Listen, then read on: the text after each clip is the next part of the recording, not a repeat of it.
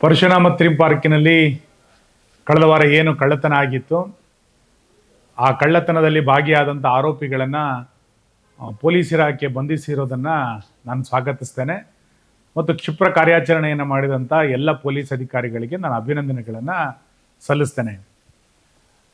ಈ ರೀತಿ ಕಳ್ಳತನಗಳಾದಾಗ ಕಾಂಗ್ರೆಸ್ಸಿನ ನಾಯಕರು ನಡ್ಕೊಂಡಂಥ ರೀತಿ, ಹೇಳಿಕೆಗಳು ಇವೆಲ್ಲವೂ ಕೂಡ ಅತ್ಯಂತ ನಾಚಿಕೆಗೇಡಿನ ಸಂಗತಿ.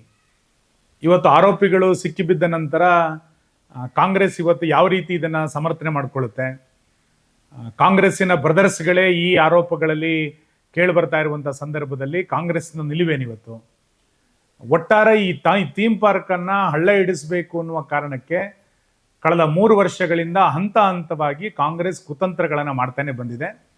ಅದರ ಪರಿಣಾಮವಾಗಿ ಇಡೀ ಪ್ರವಾಸೋದ್ಯಮ ಇವತ್ತು ಪಾಳು ಬಿದ್ದಿದೆ. ಒಂದು ಥೀಮ್ ಪಾರ್ಕಿನ ಅಥವಾ ಒಂದು ಸರ್ಕಾರಿ ಯೋಜನೆಯ ಕಟ್ಟಡಕ್ಕೆ ಆರೋಪಿಗಳು ಇಷ್ಟು ದೊಡ್ಡ ಪ್ರಮಾಣದಲ್ಲಿ ಬಂದು ಕಳ್ಳತನ ಮಾಡಲಿಕ್ಕೆ ಧೈರ್ಯ ಕೊಟ್ಟಿದ್ಯಾರು? ಕಾಂಗ್ರೆಸ್ ಸರ್ಕಾರ ಇದ್ದಿದ್ದ ಕಾರಣಕ್ಕೋಸ್ಕರನೇ ಇಷ್ಟೆಲ್ಲ ಧೈರ್ಯಗಳು ಆರೋಪಿಗಳಿಗೆ ಬರಲಿಕ್ಕೆ ಸಾಧ್ಯ ಆಯಿತು. ನಮ್ಮದೇ ಸರ್ಕಾರ ಇದೆ, ನಾವು ಏನು ಮಾಡಿದ್ರು ನಡೆಯುತ್ತೆ ಎನ್ನುವಂಥ ಮಾನಸಿಕತೆ ಇರುವಂಥ ವ್ಯಕ್ತಿಗಳೇ ಇವತ್ತು ಈ ಕಳ್ಳತನಗಳನ್ನು ಮಾಡಿದ್ರಿಂದ ಕಾಂಗ್ರೆಸ್ ಇದಕ್ಕೆ ಪರೋಕ್ಷವಾಗಿ ಇದನ್ನು ಎಲ್ಲ ಹಂತದಲ್ಲೂ ಕೂಡ ಬೆಂಬಲಿಸ್ಕೊಂಡು ಬಂದಿದ್ದ ಕಾರಣಕ್ಕೆ ಇವತ್ತು ಈ ರೀತಿಯಾದಂಥ ಕಳ್ಳತನ, ದನಗಳ್ಳತನ, ಹಟ್ಟಿಗೆ ಕಳ್ಳರು ನುಗ್ಗುವಂಥ ಪರಿಸ್ಥಿತಿ ಇವೆಲ್ಲವೂ ಕೂಡ ಯಾಕೆ ನಿರ್ಮಾಣ ಆಯಿತು ಅಂತ ಕೇಳಿದರೆ ಕಾಂಗ್ರೆಸ್ಸಿನ ಪ್ರತ್ಯಕ್ಷ ಮತ್ತು ಪರೋಕ್ಷವಾದಂಥ ಬೆಂಬಲದ ಕಾರಣಕ್ಕೋಸ್ಕರ ಇವೆಲ್ಲವೂ ಕೂಡ ನಡೆದಿತ್ತು.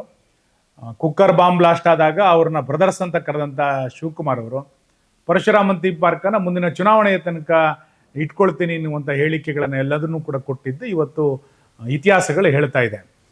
ಕಾಂಗ್ರೆಸ್ಸಿಗೆ ಇನ್ನಾದರೂ ಕೂಡ ನಾಚಿಕೆ ಆಗಬೇಕು ಅಂತ ನಾನು ಅನ್ಕೋತೇನೆ.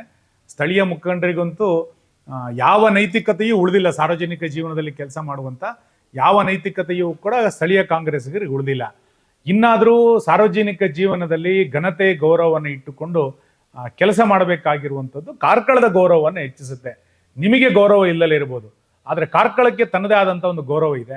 ಆ ಕಾರಣಕ್ಕೋಸ್ಕರ ಕಾರ್ಕಳದ ಘನತೆ ಗೌರವವನ್ನು ಕಾಪಾಡಬೇಕು ಅಂತಾದರೆ ಸಾರ್ವಜನಿಕ ಜೀವನದಲ್ಲಿರುವಂಥವ್ರು ತಮ್ಮ ನಡವಳಿಕೆಯನ್ನು ಭಾಳ ಎಚ್ಚರಿಕೆಯನ್ನು ಇಟ್ಕೊಳ್ಬೇಕು ಅನ್ನುವಂಥ ಆಶೆಯನ್ನು ನಾನು ಈ ಸಂದರ್ಭದಲ್ಲಿ ವ್ಯಕ್ತ ಮಾಡ್ತೇನೆ.